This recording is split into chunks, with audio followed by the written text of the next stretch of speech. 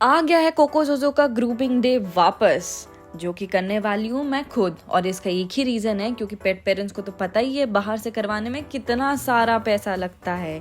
इसीलिए मैंने खुद का एक होम ग्रूमिंग किट बना के रखा है जिनमें उनकी मेडिकेशंस वगैरह सब है। अगर आपको इसकी डिटेल्स चाहिए तो मुझे बताना, मैं एक और वीडियो बना दूंगी, तो कमेंट कर देना आप। तो चलिए हम स्टार्ट करते हैं इनकी ग्रूमिंग से। पहले हम काटेंगे इनके नेल्स। ये है इनका नेल कटर जो कि बहुत इजीली मिल जाता है ब्लिंकिट या अमेजोन पे। मैं इसकी भी लिंक डाल दूंगी अगर आप लोग को चाहिए होगी। चलिए शुरू करते हैं फिर जोजो से। जोजो के नेल्स चेक करते टाइम पता चला उसके नेल्स काफ़ी बड़े हो गए थे, तो मुझे उसके नेल्स पहले ही काट देने चाहिए थे, बट कोई ना। नेल कटर का साइड समझ लेते हैं। जो क्लिप वाला साइड होता है वो आगे का और ये वाला पीछे का। धीरे से हम बिल्लों के पॉज को प्रेस करेंगे तो उनके नेल्स खुद ही बाहर आ जाते हैं। और हम उसके बाद एक सेफ सा डिस्टेंस लेके उनका नेल्स काट देंगे। सेफ डिस्टेंस लेना बहुत ज़रूरी है क्योंकि अगर आप ज़्यादा छोटा छोटा काट देंगे तो उनकी ग्रिप भी नहीं बनेगी और उनको चोट भी लग जाएगी, खून भी आ सकता है। इसीलिए एकदम छोटा नेल्स मत काटिए। पॉज के साथ साथ उनके साइड में भी एक नेल होता है तो उसको काटना भी बहुत ज़रूरी होता है, तो उसको कभी मत भूलिए। जब पॉज के नेल्स काटिए तो हाथ के साइड वाला नेल भी काटिए सेफ डिस्टेंस के साथ। और यही बात करते करते उसके हाथ के नेल्स कट चुके थे। अब आती है उसके पैरों की बारी। बीच बीच में हो सकता है आपके बिल्ले घबरा जाए तो उनको प्रेशराइज मत करिए, उनको रिलैक्स होने का टाइम दीजिए। फिर दोबारा से उनको थोड़े रिलैक्स होने के बाद फिर काटिए तो आराम से कटवा लेंगे वो लोग नेल्स। जैसे ही नेल्स कटिंग हो गई हम उनको देंगे एक ट्रीट। जोजो की ट्रीट की बारी है। ट्रीट देना इंपॉर्टेंट है टू शो देम कि ये उनका गुड बिहेवियर था और उनको रिवॉर्ड मिलेगा। ट्रीट की बात और कोको ना आए ऐसा हो ही नहीं सकता है। मेरा भूखा बिल्ला आ गया तो उसको भी ट्रीट दे दी। अब नेल्स काटने के बाद आई बारी इनके पॉ हेयर ट्रिमिंग की। क्योंकि हम बजट फ्रेंडली करना चाहते हैं तो मेरे पास जो घर का खुद का ही ट्रिमर था मैंने वही यूज़ कर लिया। डोंट वरी, इससे नहीं लगती है बिल्लों को, आप देख सकते हो। लेकिन हाँ, याद रखना अलग से कोई ब्लेड मत लगाना, एक्सटर्नल कुछ भी नहीं। जो बेसिक ट्रिमर होता है किसी भी कंपनी का चल जाएगा। और ये आपको डिफरेंस भी दिख रहा होगा जिसमें हमने पॉ ट्रिम किया था और पॉ नहीं किया था। एक्सटर्नल ब्लेड मत लगाइए, बेसिक कोई भी कंपनी का यूज़ कर लीजिए।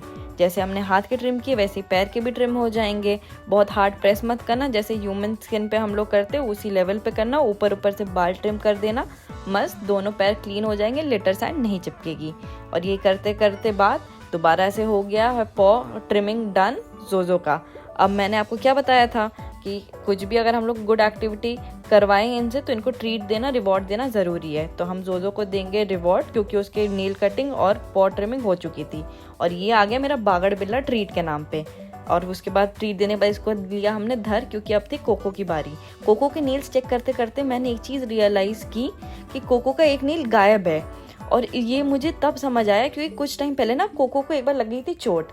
हमने उसको वेट भी दिखाया, सब किया, तब भी हमें समझ नहीं कि चोट लगी कैसे, बट फिर हमने जाने दी कि चलो ठीक है बिल्ला है। अब उसका नेल जब मैं प्रेस करके चेक कर रही थी कितना बड़ा है कितना नहीं, उसका बीच का नाखून ही नहीं था।